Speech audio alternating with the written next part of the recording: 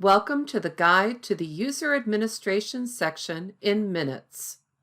This video will instruct the Minutes primary administrator for an MHCP-enrolled provider how to create roles or change accounts for Minutes users in their organization in the User Administration section.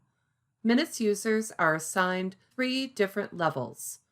The Level 3 user is the primary administrator, or PA, for an organization. They are the person who registered the Minutes account, and they have the highest level of access. This role has the ability to create, assign, or reassign roles and disable users.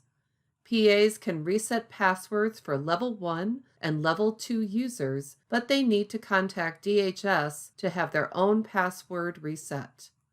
A Level 2 user is also referred to as the Provider Point Administrator, or PPA. This role acts as an assistant to the primary administrator and can perform most of the same functions as the PA for Level 1 users. An organization can have multiple PPAs. They can reset passwords for Level 1 users, but cannot reset their own or the PA's password. A Level 1 user has basic access to Minutes. This user may be assigned to some or all of the Minutes functions by the PA. They cannot reset their own or others' passwords and rely on the PA or PPA of their organization for this. Most Minutes users will have Level 1 access.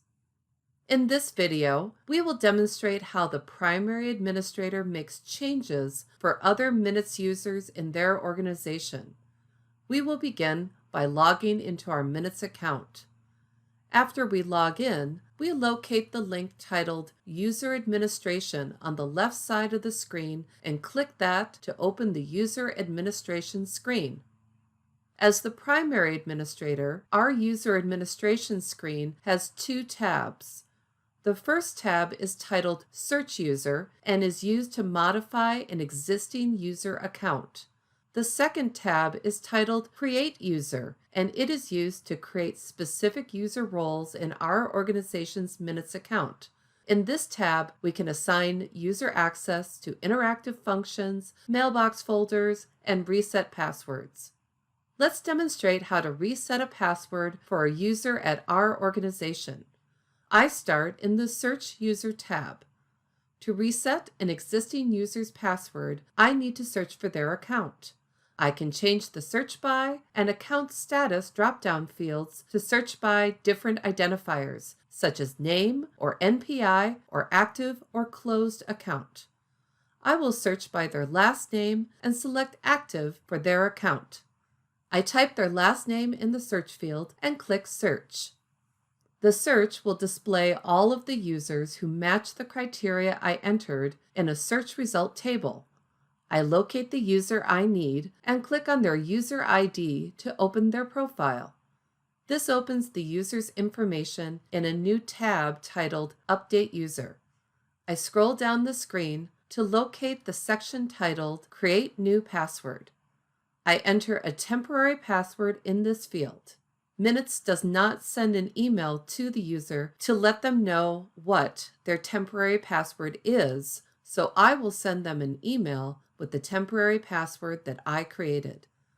They will use the temporary password to log into their Minutes account and create a new password. If I needed to make other changes, such as changing their role from a Level 1 to a Level 2, I could do that on this screen, as well as add access to other applications. Once I have made all the changes, I scroll to the bottom of the screen and click the Save button. The other tab in the User Administration section is titled Create User. As the PA for our organization, this is where I would add a newly hired person to our Minutes account. I'll start by clicking on the Create User tab. The first field contains the National Provider Identifier, or NPI, or Unique Minnesota Provider Identifier, or UMPI, for our organization. I enter the information for the new hire in the required fields and select their role. This person will have general access to minutes, so I will choose Minutes User for their role. I create a temporary password for them in the same way that I did for the existing user in the first example. Access to specific functions in Minutes is based on our provider type, so not all options will be available in this section. For our new hire, I will select all of the options under Interactive Functions, and then I will select all of the options under Mailbox folders. The final area on this screen has the applications, forms, and lists that are used by providers. For our organization, our new hire will need access to the taxonomy/contract code maintenance and the provider lists. Once I have entered all of the information, I click Save. If I am successful, a screen will display stating that my save is complete. Now that you know how the PA makes changes to current users and adds new users, you can make the changes needed for your colleagues so they can perform their required functions. If someone leaves your organization, make sure to disable their access to your Minutes account. If you have further questions about how to use your Minutes account, click on the link in the left navigation panel for the Minutes User Manual.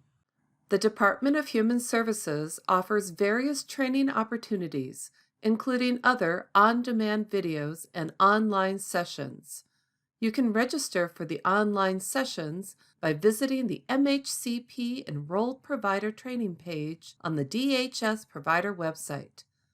Check the MHCP provider news and updates for announcements on changes to programs and information about new learning tutorials when they become available. Thank you.